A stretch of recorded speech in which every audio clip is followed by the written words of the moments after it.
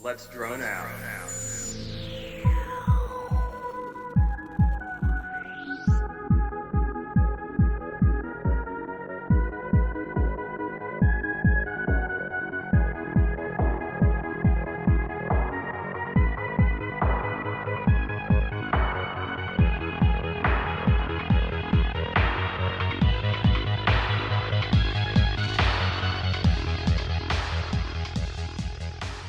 Joshua Bardwell, say hello. Of course.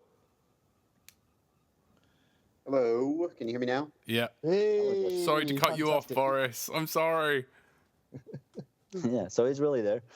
Yeah. I'm here. Yeah. You can't hear me? Yeah, I can hear you you. fine. Oh, thank God. Yeah. We were wondering what happened with his microphone. He does a lot of vlogs, a lot of YouTube videos, and he doesn't have a proper microphone. So that's No, I'm at work right now. I'm walking around a hospital checking the Wi-Fi. So I've ducked into. I happen to be in an empty wing of the hospital, or an empty whatever. I've ducked into a room somewhere. I'm hiding in the back. Probably going to get fired. Apparently, the webcam on my laptop was apparently broken, which is because a couple weeks ago I got up from the table and I accidentally threw the laptop on the floor. So apparently that broke the webcam. Anyway, now I'm on my phone, so it's all good. Joshua, can I just say before we go any further, I have watched so many of your videos over the past couple of weeks. You're a prolific YouTuber, and thank you so much for helping explain so much to me that I was struggling to understand. Awesome. Yeah, thank you. I like to hear that. That's why I do it. Yeah. If it weren't for Joshua Bardwell, Painless 360, Oscar Lang, Boris B, and Dan Upton, I would still probably be, for my pastime, bashing rocks together, dragging my knuckles around, swinging from the tree outside Radio C. What's a good company to be in? Yeah, it is. It's very. I feel like the dumbest person here right now. Well, I tell you what, Joshua, every time you do one of those black box videos, I learn something. So please don't stop doing those because they're fantastic. Yeah. It's funny you say that, and I'm glad to hear that because it's every so often I think to myself, every time I do one of these, I kind of see it sounds like I'm saying the same thing to myself.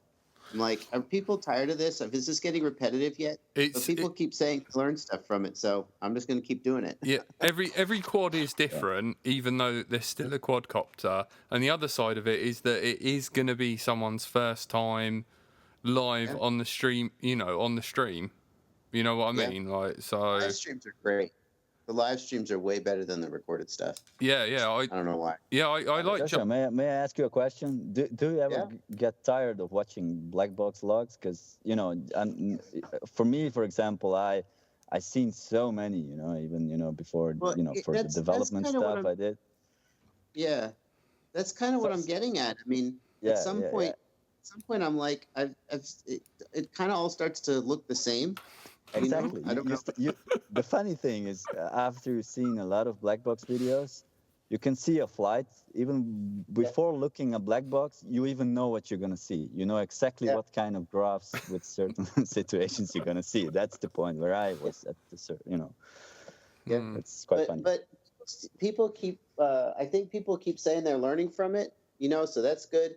And it's ultimately, that's the thing I started doing that started my channel growing. I never really set out to be a YouTuber. And I started doing those black box log analysis videos. And, people started watching and I started getting subscriptions and views. And then I was like, well, as long as people are watching, I'm going to talk about the gear that I use or I'm going to start reviewing products. And that just all sort of snowballed. But, I mean, my black box log analysis videos get maybe 300, 500 views. And that's less than some of the other stuff I do, but that's really where I came from. So I definitely want to keep doing it. Plus, that's the stuff I love the most. I mean, I like reviewing products because who doesn't like getting free products? But I love doing black box. We all know that about the YouTube. I think many of people, I know, for example, myself, I started, I was seeing some people starting flying, putting stuff on YouTube. So I did the same. I never totally expected that it's going to be something huge. Yeah. And I remember the first time, even when I had, for example, 1,000 views, it wasn't that special. It was one time I posted a video and CNN started to contact me, BBC, and one of the videos got 500,000 views. It was one of, when all this racing stuff started, and I was like, whoa, damn. So that's really amazing how things can go. Do you know what is funny? Because like earlier on, it was really surreal for me. Josh, you weren't there, but it was funny. Boris was complaining about keep having to repeat himself. And it's like, I wanted to butt in and be like, you are preaching to the wrong choir, because that's how Painless got for a while, where like people would ask him the same questions. Make more videos, man, because like I still don't know. That's why I started making videos. Yeah, I'm not kidding. I would be answering questions on RC groups, and I would type the same answer 5 times, and I thought to myself, I should start a notepad file where I just type the answer up and I copy paste it. And then I said, I'm going to start making videos, and I'm just going to refer people to the videos because I like to talk. So, and then, and just my goal is that every time someone asks me a question, I already have a YouTube video with the answer in it. Yeah. And I'm getting there. Copy and paste the link. I do it. There's so many, like, I've got RC forums, I've got, like, there's loads of Painless videos, even got Josh's, where someone will ask me something, I will copy and paste that link. Absolutely. Where now and again I will have forgotten the answer, but I know where the link is for that. So like, Lord help me if I have to fix anything when I'm not logged into my like Google account, because I'll be screwed if I ever forget the password for my Google account. That's it. But definitely, man. Like, I'd love to, because I still don't know. Like, I have a 5-inch Alien with a Cyclone with Kissy SCs. What do I set my goddamn loop time to, Boris? Just whatever it works. Whatever. For example, I recently... Fuck you, Boris. No, that's terrible. That's a terrible answer. Well, no one's going to like that answer. To be honest, I've been quite I'm still trying to get to the point where I can really do some really, scientific testing, with some good proof with the different loop times. Yeah. I did see, for example, in the before before the current code, there was a lot of averaging in the code, and the faster the loop time got, the different the stuff was getting interpreted, because the averaging works, the more the averaging adds delay. So, for example, D term had some kind of averaging, and the faster the loop time was going, the more responsive D was getting, and I could feel a difference. Because averaging is not time related, the faster stuff gets, the different results you will get. At the point, there's not a single averaging in the code I use. And I don't know, I don't want to say that it's, conclusive for me, but I really don't notice a lot of difference between the different bit loop speeds. Maybe I do, but it's not. Do you think there's a difference? What I've come up with as I think about that question is that you should always run the gyro sync at the fastest speed your board will support. So either 4K or 8K. Yeah, I definitely do that. I definitely run 8K. Gyro, I always run at the fastest speed. So the question is only the PID loop and the motor update, whether it's 1, 2, 4, whether that makes a difference. But the gyro should always be fastest. Yeah, but don't compromise. For example, in the NACE 32, a lot of people would run 2.6K, which is absolutely the maximum, but it's kind of on the edge. It's getting it does create less stable loop times, especially with if you enable many features. So for NACE 32, I would definitely recommend to use 2K instead of 2.6K. Oh, that's a good point. That little difference, it's not going to gain a lot, but it's just going to put a lot of more stress on the CPU. But if your board can run, for example, 4K or 8K without issues, definitely go for that. Don't try to squeeze every little piece of performance to just try a little next step. For example, on the NACE 32, 2.6 kind of becomes on the edge. So I do recommend to run the gyro as fast as possible to make the filters, to make filters able to see more. The more information they can get, the better, the cleaner results you will get. And then the PID loop. PID loop also has a thing like a D term. The faster, of course, the D term is already calculated from a filtered gyro data. so it doesn't matter that much. There's no averaging at the moment, so it doesn't really change the delay.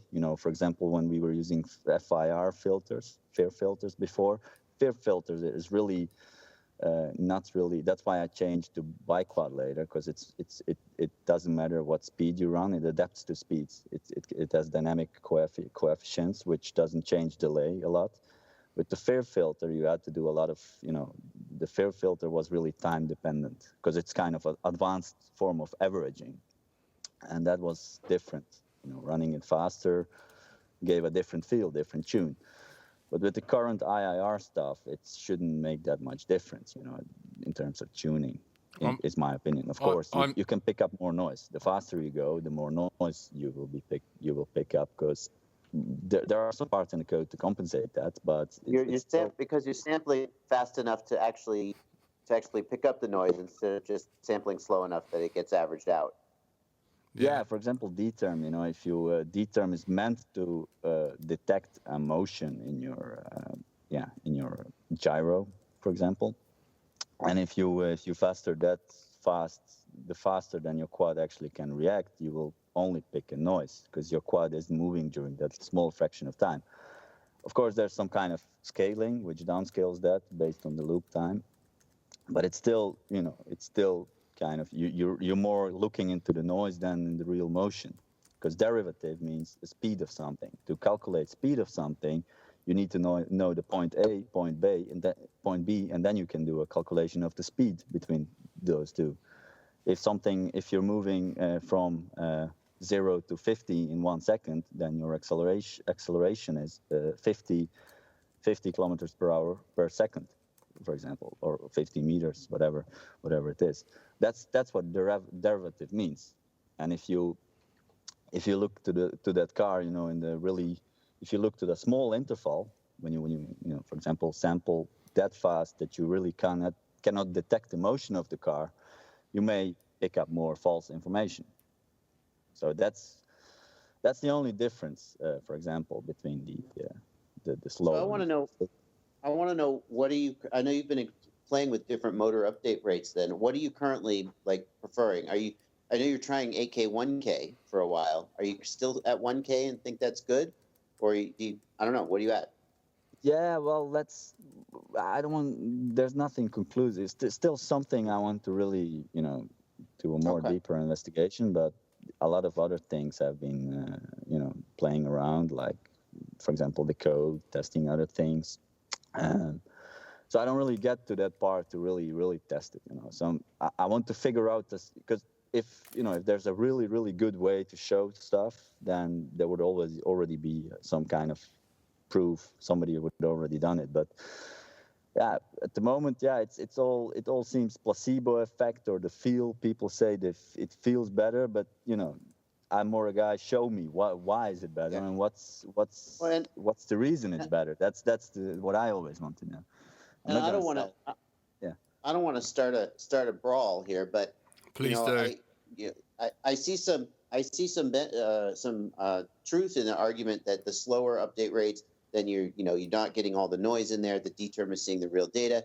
But then on the flip side, you've got RS2K, who's a really smart guy and knows his stuff, and he's like 32 kilohertz. Yeah, that's the update rate. Even faster. See, it's great. And I just don't know what to think. Yeah, but that's a different. If I was creator of whatever, if I created something, I would advertise that. I would never say, the thing I invented is crap. Don't use what I invented. Are you calling it crap? I'm not that kind of guy. I'm more like even for example, even Betaflight. If you like something else, fly something else. I'm not that kind of guy. I'm not selling anything. It's not a product. I'm selling education. That's what I'm selling. I want to do I want to share stuff with the rest of the world. I want to learn something from it, and I want others to learn. I want to involve people better to to understand things to a deeper level. Boris is the Jesus of quadcopters. Yeah, maybe I'm always picnicking, when it comes to those kind of things. I always done, but I really want to see why. There's no theory what confirms that. Of course, there might be a difference. There definitely must be a difference. There even measurable difference. Of course, there will be less delay. But is that less delay, that small fraction delay, maybe, is that really significant to to the delays, to the total delays we have in the systems? Because the total delays are really high. We're talking about 20, 30, maybe even 35 milliseconds. You're talking about, when you say total delay, you're talking about from the ESC receiving the signal to the prop speed changing, really. And even then, the thrust output changing really is what really matters. Is that right? Exactly. Yeah, that's the delay. That's the real delay, total delay. And then that's a huge amount of milliseconds we have. And now we're talking about microseconds. Is 125 microseconds better than 25 microseconds? That's the level we're now talking about. So from the theoretic point of view, definitely should not. That's a really small percentage of the total delay. Should that really make our quads fly better? I don't know. I wouldn't say so. So yeah. For example, another thing is, it's not just delay. That's only one part of it. For example, there's also every system has its own bandwidth. BW, BE, what you would say.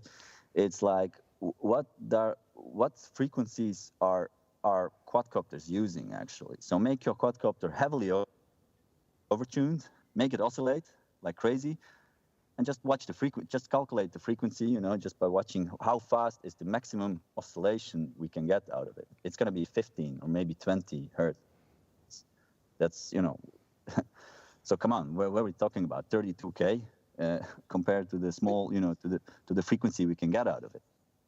You're suggesting that, if I read you right, this is very interesting. If I read you right, you're suggesting that, like, for example, raise your P gain through the roof and restrain your copter and fly it and let it oscillate. And that's like the fastest the motors can actually respond to any input. Is that what you're getting at? Yeah. Exactly. That's the fastest response you will get from your system. It's the physical motors, threshold. Not just motors. Yeah, physical threshold of, What's the physical threshold of your setup? So, right. And you'll be surprised how low that is compared to all these high. P-term oscillation, I always say it's sort of mid-low frequency. You're not going to get like very, very...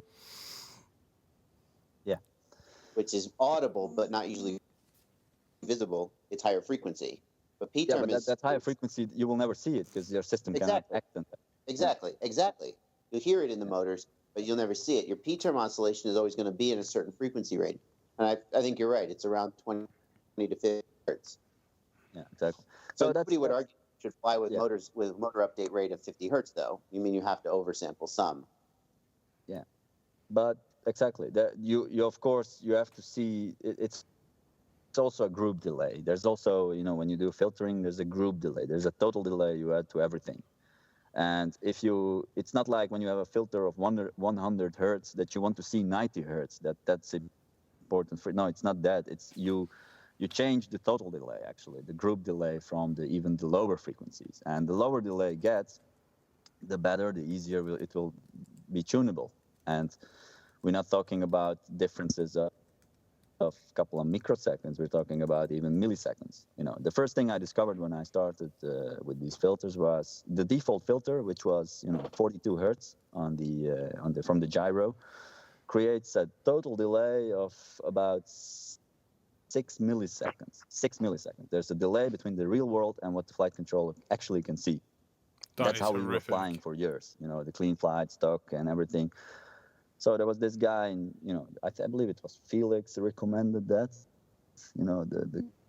I think I saw that from him somewhere on the multi-V forums. The Warthogs was flying on without filtering, 260. So he disabled the filters, but he made the setup very, very clean to be able to fly that. So I was, why do we need those high frequencies? So I was like, okay, let's try it out. So I make I did put some effort to make it clean. It never really got that clean to the point where it was completely not oscillating, but I immediately felt the difference. My quad was like so much more connected. Like the flips, the rolls, the bounces I had, which were almost unshootable, were gone. Even whatever pit I was running, it was just gone. It was much more crispy. So that's where I first started digging into these delays to understand what does the delay do with our copters. And well, yeah, the lower delay it gets, the better it gets, but we don't need to exaggerate to the level where we talk about little small differences. But first, yeah, I just want to say it's not like this is all theory. It's not like some things are different in the real world. It may help something else, but that's not something I can say. It requires some testing, some real testing to really find to really know the difference, to understand if there's any difference. Have you guys ever spoke before? In person? Yeah, not. We'd never had an audio call. Actually, we spoke each other. Yeah, via it's DM nuts. messages. Like, why don't you do that more? Because like this is a new. Hang on, I've got Skitzo. I'm going to add him to the call. Because he is a Philistine who says he can't feel the difference between one shot 125 and one shot 42. Yeah, that's Skitzo was also. I was talking a lot with Skitzo. He wanted to do a vlog. So that's what actually he wanted to know: is there a real difference? So I also let's do this together, and we're gonna fly, and I'm gonna see that. So even before even before I talked to him. Yeah, I wanted to say that I don't feel difference because I was okay. You agree with him? Somebody. Yeah, we agreed. Even we didn't even really talked about it. He said to me, and I know a lot of. It's going to turn out that Felix was right. We should all be at 1 kilohertz, and Kiss has been right all along. Yeah. No. There's much more. There's much more to that. There's even. Yeah. Even with Kiss doesn't use synchronized, for example. Kiss can have between 1 and 2 millisecond delay, which is, to my opinion, quite high. Well, it's not too high, but it can be improved. So with Betaflight, you can always have, depending on flight controller, you will always get, if you use 1 kilohertz, you will always have the minimum possible delay, because the PID loop always waits for the gyro signal, for the gyro sample to start with the loop. And if you don't have those two synced, you can get up to the 2 milliseconds delay. But that's another story. Hello. Hey, can you guys hear me? Yeah. Hey, Jonathan. That you just heard was the Skitzo argument. By the way. What argument? The argument of can you feel any difference between one shot 125 and one shot 42? Absolutely cannot. So. And just to be clear, I'm sure that you guys did this, but I want to be clear. You retuned, right? You didn't just change it and then you kept flying your old tune, because there's an argument that it results in different PIDs, and that's where the feel comes from. So you retuned, right? No, I didn't. My tune was the same. Get back out there. I've always wondered whether there might be a difference, like you'd result in higher P gains with no oscillation using multi-shot or one-shot 42. But if you didn't retune, then you might not notice a difference. I don't know. I haven't tested it. Did you ever try tuning it, for example, on the faster loop time or different on multi-shot or whatever, and then change it back to slower speed? Oh, hey, good. Change it. That's good. Well, did you notice a difference? For Joshua. No, sorry, Joshua started. No, I haven't done that. I haven't done that yet. I'm curious about that. When people say, and Boris, I think you said also that you tried some, and I think you said you did retune, and you didn't feel a difference between one shot, 125, 42, or multi-shot. But I think your idea is really good. That if you tune it on the faster one and then go to the lower one, if there's any deficiency in the lower one, you would immediately notice because some oscillations would come out, as long as you tuned it like right to the edge. Whereas if you went from multi-shot to one-shot 125 and you didn't get any difference in your tune, then that would be a really conclusive argument that it's not making a difference. Yeah, well, the problem is there's a big gray area on, like, I've noticed that it's not just, there's not like a perfect tune for a quad. like how the pilot flies as well. So the tune is really for the quad and the pilot, not just the quad. Absolutely. So Exactly. That was one of the I don't things. benefit from high PIDs personally. That's why I don't think auto-tune. People say, do you like auto-tune? Well, what if auto-tune was perfect? And I'm like, it's not going to make it fly just how I like it. There's no perfect tune for one quad.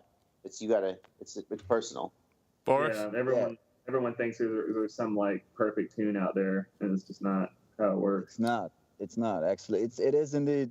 Do I want my quad to be heavily, sharply tuned, to the edge? I probably don't. I'm not the guy. I would prefer my quad to be, a bit smoothly tuned, nicely tuned, but I don't want to push it to the edge. Maybe with some racing I did, I sometimes put it to the edge. For example, when we were, I remember in the car parks, I noticed that a bit sharper tunes would give me a bit easier cornering, hard, fast cornering. But it's not something I do on a regular basis when I would freestyle or something, and that tends to oscillate. Even I don't want to have those oscillations in my footage or even with the slight wind. So I would rather choose to have a little bit less sharp tune, but still, definitely locked in. Not drifting or whatever, just completely locked in, but not on the edge. That's. Can I ask, Jonathan or Skitzo, could you submit, if possible, one of your black boxes to Joshua so he can have a look at your tune? With an accompanied video that you felt was really good and feels good. Does that make sense? Okay. So tune your quad till it feels really nice for you.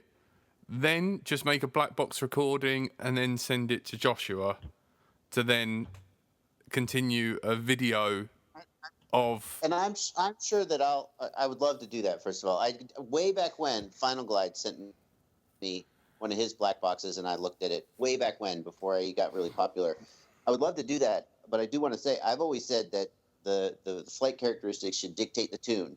So if Skitzo sends me a black box log and a video, it doesn't matter what's in the black box log. The only thing to say is this is what a well-tuned copter looks like. Let's all learn from it. There's no criticism there. Yeah, it's but we can all learn from that for sure. Yeah. It's just it's a visual, the Skitzo argument. That's it. That's what we're That is actually a coin of phrase. Did I create an argument? Yeah, totally. You are a thesis. Like you're an actual term now. You should call a video my Skitzo experience. Yeah. I think what you say is it's a snapshot of what Skitzo's sort of underlying tune looks like in black box. Yeah, because the argument that I made, I was asking one of my sponsors stupid questions about the frame he sent me that were answered in the manual. And I said, I never read the manual because I know that the people aren't going to read it either. So when I do a review, I want to be coming at it from a fresh perspective so I can find any mistakes that normal people are going to make. That's why I don't read the manual. Not because I'm lazy. So, a real world test. IKEA furniture. I can just imagine Josh with his IKEA furniture. Hey, I've assembled my wardrobe and I've got all these pieces left. You must read the manual for certain things. I do. No, I certain do. Things, if I didn't read documentation, I wouldn't learn half the things I learned. Yeah. But I mean, if you send me a frame, I'm not going to read the manual. I think if you send me a bunch of carbon fiber plates and screws, I think I can put them together. And if I can't, I think there's something wrong with your frame. Yeah. That's my perspective. Quite a lot of frames don't come with manuals, though. Really. So. Nowadays, you just just go to the YouTube or whatever, find someone's build video or pictures, and you just look, how they put it in together. That's right. That's what usually people back in the blackout days, you'd be screwed. Yeah, back in the blackout days, yeah. There was nothing online anywhere. No, it was Blackout himself doing these build logs actually, which made it popular, I think. Nobody did it on the way he's. It was also start of the mini quad scene. It was really, it was really crazy. How quickly everything got picked up. It's amazing. I remember I was getting into flight test, poplar wood booms, and And Blackout, the mini quad, came out and it was carbon fiber, and instead of this idea that when it crashes and breaks, you replace the boom and then you're back in the air. The Blackout idea was it crashes, it doesn't break. And I was like, well, that's something. It's a whole different paradigm to think about quadcopters. Yeah. Well, I came from the big stuff, In the beginning, I was flying these big quadcopters, 8-inch, 9-inch propellers, and you were simply afraid to crash. You would go out for flying, and you would really, you will always keep that in your mind. Don't crash because you're gonna break stuff. Even the propellers were expensive. Every crash would almost, break something, make you gonna repair. And when I started flying mini quads, the whole new world opened for me. I was like, wow, just crash. This stuff is made for crashing. It's so you can push the limits much more. It really one of my favorite things to do is when I'm handing someone my copter, they're like, oh, can I see it? And I go to hand it to them, and they think it's all delicate, and then I just pretend to drop it as I hand it to them, and they're horrified because they think I've destroyed it. I'm like, no, don't worry about it. It's fine. Boris is my hero. Boris is my hero. I'm trying to figure out who we've lost. I remember Skitzo. First time I talked to Skitzo. Skitzo started flying, and he wanted to get into Blackout team. So there were a couple of guys, me and Metal Danny and a few Australian guys. We were, in a Blackout team, and doing all kind of new mini quad stuff. It was getting, and I remember Skitzo approached me. He asked me, asked me to get into Blackout team. But what he didn't realize at the moment that the Blackout was kind of disappearing. It wasn't. Yeah, I told him, I'm not the Blackout himself, but eventually it was fun to see Skitzo becoming the biggest. Definitely the most respectful pilot on the world at the moment. Just you've got no ego at all. You're the nicest guy ever. Who, Boris? Ooh. Yeah. No, you. You both, really. Yeah. Like it's so. That's why I like you guys. I like just having you guys around me. I feel better about the world. If that makes sense, I really do. Knowing that people like you are out there. Just makes the world a happier place. And then people like Josh and Painless who selflessly help people no matter what and put so much time and effort into helping out. It just you guys are what makes a difference, really. And well, it all pays off. I get invited to be on podcasts, and pays off. You can the notoriety. Yeah. I'll tell you the secret. Is that I try to be a good pilot, and I'm an okay pilot, but I'm not on the level of like the really top pilots. So at some point I think I decided I was never going to be famous for being a great pilot. So what am I good at? It's explaining things. So now I get to hang out with the really good pilots and all the cool guys. But I get to be in the room. Yeah, so that's good for me. Yeah, so it's not entirely selfless, is what I'm getting at. I know, but you've definitely spent, more time than most people trying to help. Mm-hmm. And yeah, maybe all that Boris wants is a really, really good flying quadcopter, but he's yeah, Boris, why do you do this? Yeah. Why do I do that? Why do you work in Betaflight? I'm helping people. No, yeah. See? It's like it started like a not he's so the serious true hero. He's helping people. Heroes. Yeah, it's Boris has done a lot for all of us. I'll tell you this story. I was thinking of this story earlier, but I didn't want to interrupt you. The first time I flew a quadcopter with the soft filters, this was way back when Boris started development. And it was the first, it might have only been the D-term soft filter. So you could finally set gyro LPF to 192, and you wouldn't just get crazy oscillations because now you had the D-term filtering. And my jaw just dropped. And what I said was, It feels like the copter just goes where you point it, which I never would have said that it didn't do that before, but it was such a huge difference in the way the copter just felt so much more connected. And then it just kept getting better and better from there. And it's hard to believe that when there was that big of a gap that early, that then there were more big gaps to come in terms of it just continuing to improve. And I don't know, Boris just keeps pulling more improvements out of his hat. I think eventually he's going to hit a plateau and run out of improvements to make. There's just, how many more could there be? Yeah, it just keeps getting better. And I think everybody. Kind words, but that's actually the point. You know, when you look at now Betaflight, for example, to be honest, there are quite a few developers. You know, I assigned them job. You know, they were able to push the commits, change the code, and actually with the latest one, I didn't do anything, and more like coordinating this stuff. But what motivated me is not. It's not like I wanted. You know, it's. I felt like there was a lack of developers who wanted to improve stuff. Because all this stuff was all the same for a while, and well, you notice a little thing what can make a huge difference. For example, I know with the filters, the more filter you remove, the better tune you get. I'm repeating this already, but that was the first thing I discovered. But we all knew when you remove the filters, you make it more prone to oscillations, and well, that's how I started finding ways to improve that. And as I saw nobody else was doing it, so yeah, I figured out I had to do it on my own. So instead of just tuning my quad, I'm gonna share my tuning with the rest of the world. So I started a little, I had a few guys who were testing with me. I knew, for example, Charpu. He was one of the guys. I always talked a lot with him.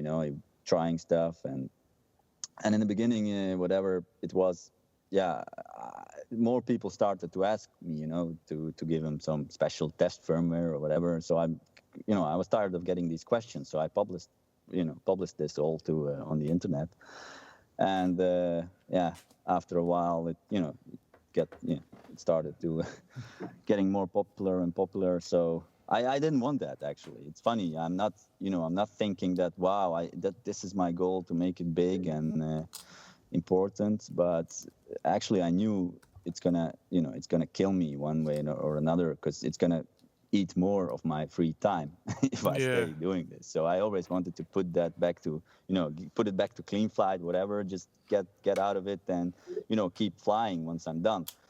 But, when you make something, it gets alive on its own. It's funny to say, but it's, you just continue doing stuff. You always find things, and more people get involved, and you also notice that it's helping people.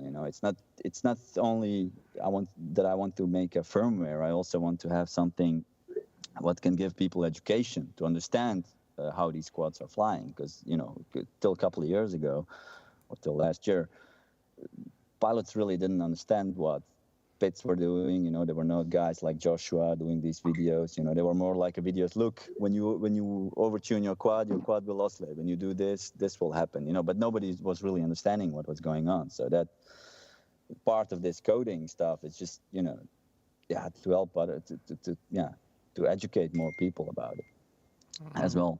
And it's all for free. All this stuff I do. It's not that I'm getting paid, but I get so much back, for that. I get so much crazy things, crazy invitations. For example, the Qualcomm. I got touching with me. It's not when you share stuff with people, you get so much back for that. It's not just it's not like only giving. You also get a lot from that. So. You learn a lot as well. Spoken like a true hero. Yeah, he is. Like, God bless you, Boris. I fucking love you. Yeah, I don't see myself like that. Sorry, but yeah, it's Deal with it. We all love you, Boris. You're not a dickhead. Congratulations on not being a dickhead. It's like I just can't help but just give it to people. Like, I don't know. It's like a sickness. Yeah. Yeah. Well, no, I can be harsh as well, because you can imagine. For example, this there's Betaflight thread, and all these people posting stuff, asking questions, sending me PMs. I obviously cannot answer all that. I cannot keep up with all that. I just pick up a couple of questions sometimes and I answer it. Yeah. How dare you have a life and a family? Yeah, that's, sometimes I get messages. I sent you this for a while, still not getting. People sometimes get upset, but I simply don't have time to answer all those questions. Yeah, I really appreciate your time though, man. It's nice to. I'm glad to record you and kind of share it with everyone else, and that's why I just wanna like record all of you, the difference that you guys make, and it's really nice to like have you on a podcast, and then as soon as you start talking about other people, then inviting those people on, it's really, it's really odd, like, because like for Skitzo or like Josh, you guys were just going around your day normally, and you would have had no idea that we were singing your praises. Have you ever heard the term like your ears are burning? Have you ever?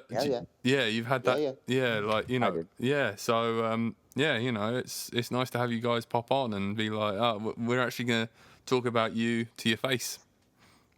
And yeah, I hope we were. At least that was exciting because it was nice to talk with you guys, but yeah. No, it's been really fun, and thank you for putting the time aside to have a chat tonight. I've got one last quick question for you, Boris, that I've been dying to ask you. A lot of the people that I'm dealing with now, like Trappy and the guys at Team Black Sheep, are now looking at shipping things like the Power Cube with Betaflight on rather than Clean Flight. How does that affect you? Because I'm guessing, having these products shipped means there's more pressure on Betaflight, which is, as you said at the beginning, was kind of a development platform. So how does that affect you when people like TBS look to change from Clean Flight to Betaflight? Well, like I said, I didn't really wanted all this. For example, I enjoy doing this coding, improving stuff, but I didn't really want to get into a big attention, big pressure. So what I tell to all these guys, I give them all opportunity to put their own targets, their own hardware with Betaflight or whatever, and I just give them full responsibility for the maintenance. For example, if they introduce some kind of BSD interface for their OSD, and the guys from Black Sheep, just when there's a bug, I just send them, guys, solve it. I'm not going to put myself on pressure for that.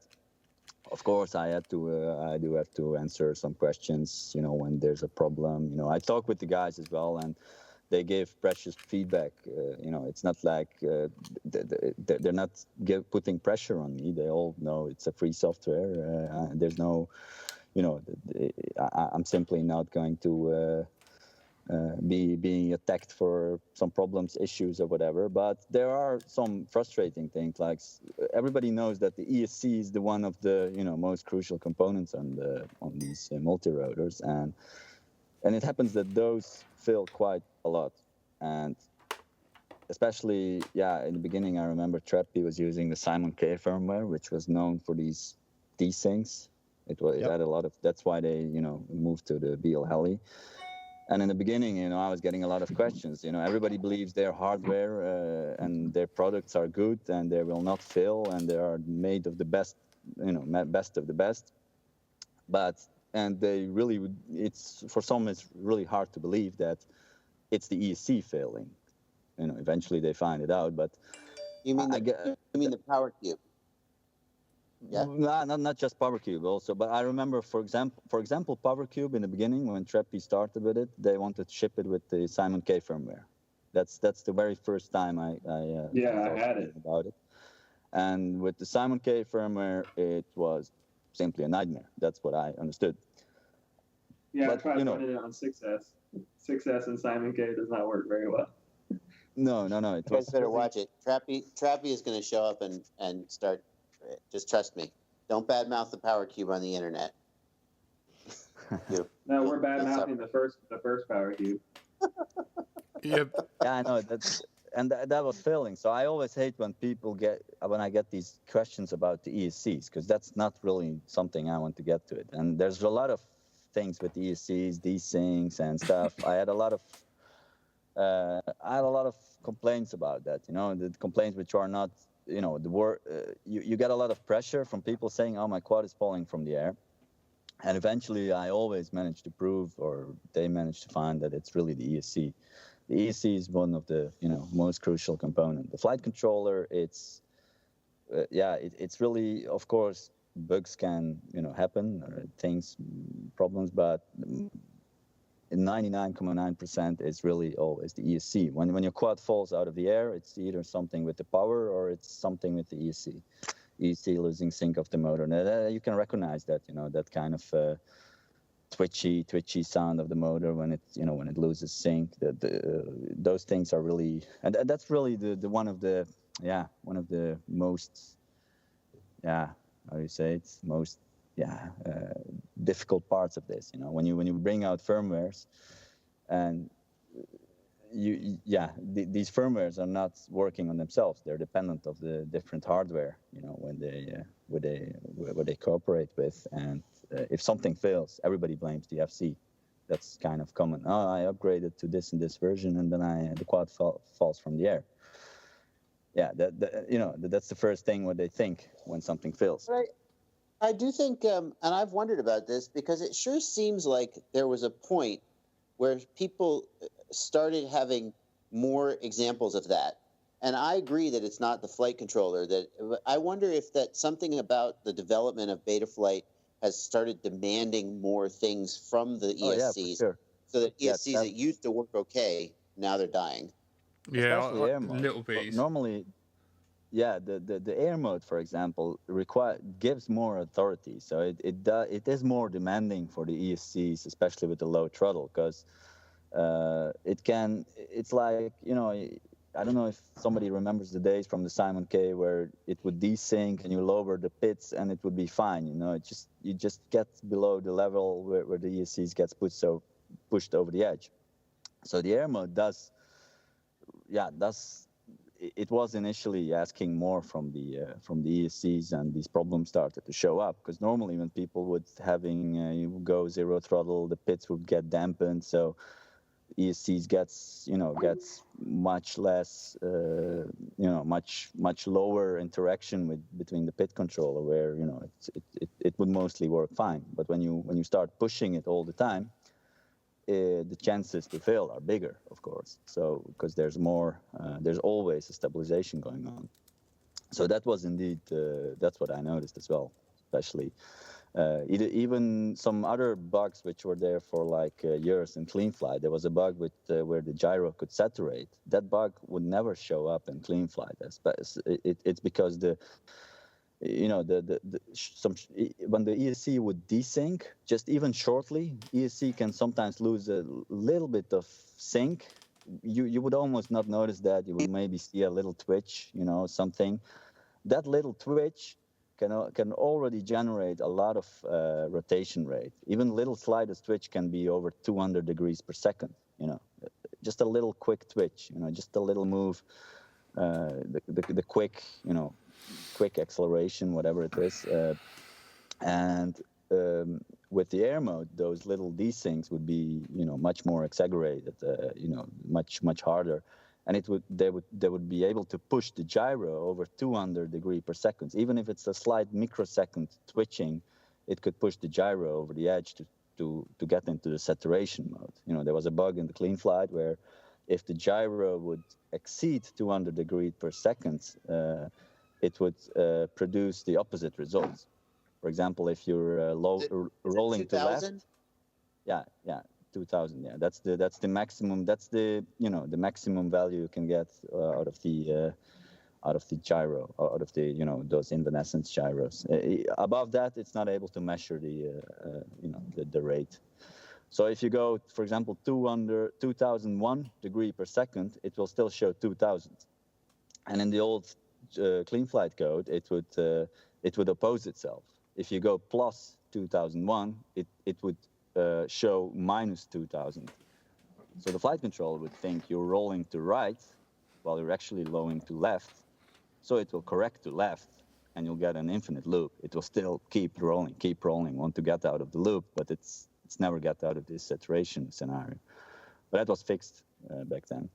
But that's one of the examples. That bug was definitely there in CleanFlight for maybe 3 years or something. Oh yeah. So that was one of the examples where you could see that. That may have been me. Trust Skitzo. Sorry, Boris. Oh, no problem. So that was one of the things that you could see that, yeah, pushing your flight controller to do more can also, make some other things pop up, which were there for always. Yeah. I'm guessing it's kind of like an accumulative error. So the more errors that come up, they kind of add up to a bigger thing. Yeah, something like, it's always like a chain of things, that it's not like one thing. Something has to trigger some. There are a lot of edge cases, even in the software, for example. There are a lot of the edge case would be some specific scenario, some specific time window or chain of events that could trigger another event. It's not like something else, some other change. For example, you moving your pits up, for example, which you could stress for example, your ESC to go into certain mode. Just a little bit. That would not be the root cause, but that just pushes it, makes the time window more valuable. That special time window, little time, little edge case, which is hard to reproduce. It can make it more easier to reproduce. Because I can imagine. Sorry. Yeah. I can imagine the vast combinations of. Someone's using little Bs, someone's using, there's so many different ESCs and so many different boards that no quad's ever the same. So true. You have to. There's so much out there. You have even to the new find motors. There are a lot of new motors out there, and especially the latest. I definitely see a friend of mine some new, kind of high kV different motors, and you can really see that all these newer motors can produce different types of oscillations, and these different types of micro oscillations can make a pit controller, upset it a bit. For example, you see a more low throttle grinding. You can get this grinding sound on the low throttle. When you arm the quad, you can get some kind of fuzzy sound, and you put another motors or sometimes even another props, it can be really smooth. But it's not the props or the motors, it's just a combination of all which can, create it. Right, we have been going for 2 hours. Shall we call it there? And return back to our normal lives? That sounds like a plan. Yeah. Don't act like you have something better to do. I do. I've got a load of Thomas Greer, if you're listening to this. I haven't done your 6 quads yet that you really need for Friday. So I'm going to be staying up for a very long time doing that and then shipping them off to you tomorrow. So wish me luck, guys. You're going to build 6 quadcopters tonight? Yeah. No, that's nothing for Jack. That's just, that's a couple of hours work. That's standard stuff, isn't it, Jack? Yeah, totally. Like, cars are way worse. Thank you guys so much for joining me on this on these little weird side podcasts. We've been joined by Painless 360. Hello. Skitzo FPV. Hello. Joshua Bardwell. Hello. And our fearless leader, Boris B. Hello, Boris. I just hear him why am I a leader, man? Yeah, you are. You're the software that's running us. Yeah, it's all your fault, Boris. That's what we're saying. Yeah, totally. I blame you. Can I just ask? My friend Dan Upton would never forgive me, but the Clean Flight Configurator B, it looks more like a wasp, and me and Dan Upton are very upset about that. It's not a bee. It's a wasp. It is a wasp, isn't it? It is. It's definitely a wasp, and thank you for knowing the difference. Can we have more bee-like? Can we have a more bee-like graphic? Is it supposed to be a bee? Yeah. Well, yeah, it's kind of, it should be an angry bee, not just a bee. Why are you angry? You're like the nicest guy ever. You're never angry. Well, no, that's a long story. That's actually, my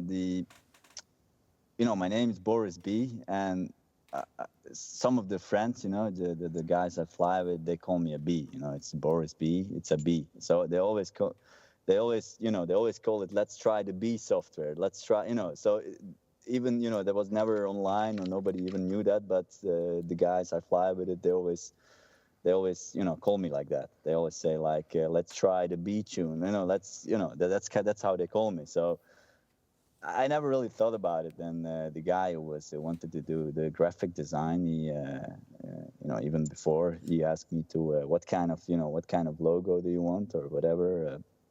So I was, so many people ask me, does Betaflight have some kind of logo? I'm really bad in these creative stuff when it comes to visual things, and so I just said, just make it a B, just to have something, just to get rid of these questions. And eventually it was B is kind of sweet, B, just a regular B. It doesn't, doesn't you can cool, have an so angry B. To have some more like an angry B, or a Wasp or whatever, I don't really care about what I just said don't make it sweet, don't make it look too sweet, too normal. Just make it a bit, Oh, I like it. It looks like a bee with attitude. It's a wasp. Yeah, exactly. It's a fucking wasp.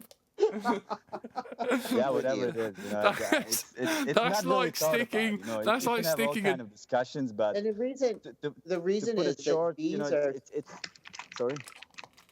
Bees are sweet and nice and friendly and make honey, and they only sting you if you mess with them. Yeah, and then they die. Bastards. They die when they sting I you. have a soft spot for bees. Yeah. Change it, because if you leave it like that, it's like sticking a dildo on the head of a horse and calling it a unicorn. It's a fucking wasp. It's not wasp flight. It's not wasp flight. No. You guys already thought about it more than I ever before. So that says enough. That's my next pull request. I'm just thinking about a dildo with a head of a horse. Now I can't think of anything else. Jack, I am so proud of you that you managed to go for 2 hours and 16 minutes before you brought up dildos. I am so proud of you. Yeah. Sorry. I'm sorry, Boris. I'm sorry. I felt bad for Jonathan Davis earlier. Like bringing him on. He's like, why am I here? Like literally like three guys arguing amongst themselves about him. And then poor Boris has to deal with me. Boris, I'm so sorry. I do love you, honestly. Oh, no problem, man. Just less of the wasp shit, yeah? I enjoyed. Cool. It was a good one, It's a good ending. Yeah. For sure. Thank you. Okay. Thanks, everybody. Yeah, thank you. Have a good night. I actually thought you guys were always serious, but yeah, the more you talk with you, it takes about 2 hours to get the good jokes out of you. Oh, mate, Jack does nothing but fuck about. Like Josh is all like, yeah, I'm not very good at, like, I'm not even going to be the best pilot. I'm just good at fucking pissing around and talking bollocks. So, like, I'm not a good pilot. I can't make good videos. So, yeah, I guess recording you guys and pissing around and phoning you when you're on the toilet is what I'm good at. So, yeah. Skitzo's the best. Yeah. Skitzo's the best pilot ever. Yeah. Even though he'll never admit it. Even though he's won, like, freestyle. He'll never admit it. Yeah. He always hates his stuff. I always... the funny thing about Skitzo is, he always, I don't know. He always tells me, I don't like it. I don't like the stuff I do. He posts videos and then he gets another 100,000 100,000 views on a video that he didn't like. Yeah, it's funny. The best thing ever is if you really butter him up, he'll send you a video early and then you feel really special. I feel like a teenage girl who's just got a love letter. Beforehand. Honestly, half of the videos I make don't make it live anyway. So can you just send me some to cheer me up, like, periodically? Because I was having a really shit day and he sent me a video, and I made me cry. In a good way. Yeah, in a good way. Yeah. Kind of like after romantic sex. Yeah. You know what I mean? Yeah. Skits, if I give you my address, can you send me a Valentine's card for next year? Oh, God. All right, I'm going to go fly, guys. That's it. Yeah. I've done him. I've done Skitzo. Yeah, that's fine, it. Man, it's dark here. I'm going to bed. Yeah. It's 5 o'clock in the afternoon and the sun's out. Yeah. I gotta fly. Yeah. You better go back to work, Josh, or you're gonna get fucking fired. Yeah, no, I'm done with work for the day. I'm headed home. Do we need to edit out? Home, I mean the hotel. Oh, do we need to edit out that you were loafing off at work, or is it all right to leave it in? No, it doesn't really matter. Are you sure? You'll get more time for videos if you get fired. It doesn't really matter to this job. It doesn't matter for this job. Do you know what I mean by that? What I mean by that is it's an hourly job, so I stop the clock and I sit down and I'm not getting paid, so it doesn't matter that I'm not working. Do you know what the Boris B question is? You know, like the we got the Skitzo conundrum. You know, does it feel different? The Boris B question is: will there ever be a time where Boris B is like, "Fuck it, that'll do"? that's that'll do, Pig. That'll do. Yeah. Because I want an email from you, Boris, if you're like, fuck it, that'll do. Like, revision fucking 701B. Well, yeah. He said like 2 or 3 releases ago. I don't remember which one it was, but he said, I think this is it. I can't see any major improvements to make from here. And I was like, oh my God, are we done? Yeah, but the problem... Now we've made 7 more major improvements. So the problem with that is you guys mentioned earlier about him, like when does he when he's got to be running out of things to do or something. But like the technology is always changing, so his work will never be done. Yeah. Actually, the funny thing is, I can get my quad up and running, and I'm pretty satisfied. That's for me. Maybe there's some things I want to achieve, but okay. I do get a lot of example. There are a couple of people around the world which know about this stuff, and they send me a lot of suggestions. There are so many things on the list I get.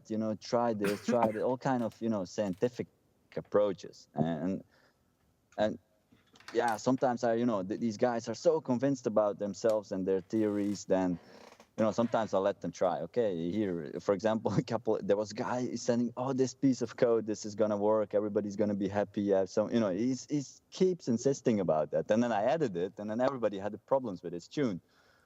So that was quite funny. Yeah, so sometimes it's not only me, people think it's only me having ideas, but I'm giving the later, there are a few things, I want to do still, but there are so many others with ideas, which I want to give a chance. There are so many people have a nice idea, but they cannot, express themselves in any kind of code because nobody will test it. So the good platform for them to try something is in beta flight. So they can bring their feature in there, and if it doesn't become something, it will be taken out. Skitz, you text like a 14-year-old girl. That's me, dude. I'm telling. Social media is terrible. I just silenced it. Exactly. Yeah. That's terrible, man. It's really. I try to avoid it as much as possible, but yeah. You do a good job. Yeah, you remember at the beginning. Oh, you're a good example, actually. You remember the first podcast where you wanted me to be in there, and you said like that you had a hard time finding me. Remember that? Yeah. If it wasn't for Metal Danny throwing you under the bus and like literally giving me your phone number, your social security number, where you live, I would never have got hold of you. Like Metal Danny is the reason why I make your life hell. Yeah. So that's why I have a lot of companies or whatever that try to get in contact with me. I try to avoid it as much as possible. Even social media, of course, but I don't like it. I try to avoid it as much as possible, but you can't do that all the time. Yeah, I mean, the day I get your email address is the day I feel like important and like trusted. I haven't given you out any other details, but yeah, like honestly, man, you're like fucking Batman to get hold of. Like unless you got that magical fucking Boris light that probably has a wasp on that as well, but fucking no chance. Right. Yeah, sorry about that. He's not. Right. Notice he's not giving you his email address right now. No, I know. He never will. He never will. Like, honestly, he hates my guts. I'm sure there's a photo of me on his wall. Like, his wife hates me for phoning him up, waking up his child, everything. I'm so sorry, Boris. So sorry. No problem. You'll get over it. Yeah, I'm sorry. I think it's time we let Jonathan go and get some flying in. Yeah, go make us a video, yeah, that you'll Are hate. you sure? Yeah. Are you sure you want me to fly? Yeah, please. I hope. I think just Jonathan waiting was till the really, sun- really inspired to go out You flying. told but me after 30 minutes ago that the podcast was over. Yeah, just walk away, man. Just Did we walk away. even do the closing part of it? But do you want me Did to you hang charge up on another you? pack? Did you, in the meanwhile, in the 30 minutes, did you charge another pack so you can fly more, or just waiting? Charge 6. He's that's still good. talking at him. That's gonna, All right, you that's guys, gonna be the magic pack. I'm gonna Remember bail. that one. I'm gonna bail, you guys. I'll be the first one to actually leave. Bye. All right. Bye. Okay. Bye, guys. Bye, bye, I'm bye. leaving. Thanks, Joshua. All right, we're all leaving. We're Yeah. all leaving, guys. Well, I'm gonna stay and talk to Painless for 5 minutes, but that's it. all right. Go. Bye. Okay. Good luck, Thanks, guys. everybody. Have a good day. Bye, bye, Later, guys. Cheers. Bye. What a wonderful way to finish. bye. Yeah.